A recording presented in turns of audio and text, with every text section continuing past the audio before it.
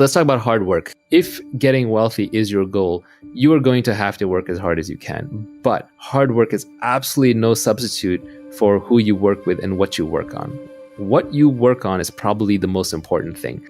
And you can save yourself a lot of time if you pick the right area to work in. Picking the right people to work with is the next most important piece. And then third comes how hard you work.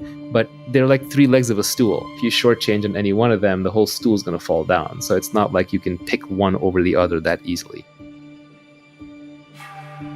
First, figure out, what should I be doing? What is something where there is a market that is emerging, there's a product that I can build that I'm excited to work on, and something where I have specific knowledge and I'm really into it. Second, surround yourself with the best people possible. And no matter how high your bar is, raise your bar, because you can never be working with other people who are great enough. If there's someone greater out there to work with, you should go work with them.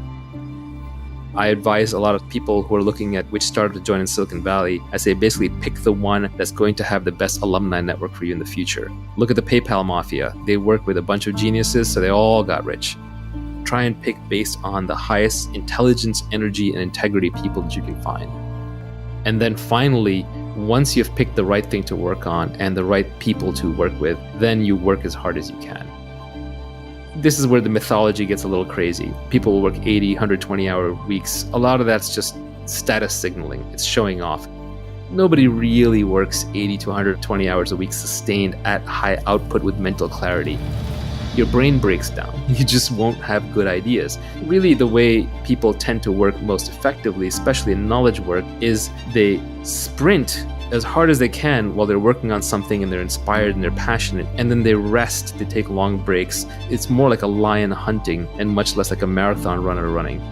So you sprint, then you rest, you reassess, and then you try again. And what you end up doing is you end up building a marathon of sprints.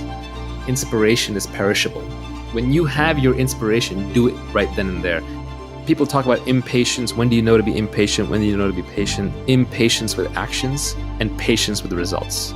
Anything you have to do, just get it done. Why wait? You're not getting any younger. Your life is slipping away. You don't want to spend it waiting in line. You don't want to spend it traveling back and forth. You don't want to spend it doing things that you know ultimately aren't part of your mission.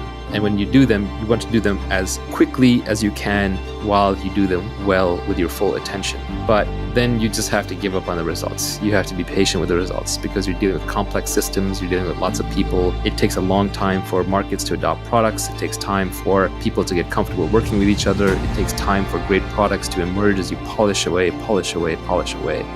Impatience with actions and patience with results.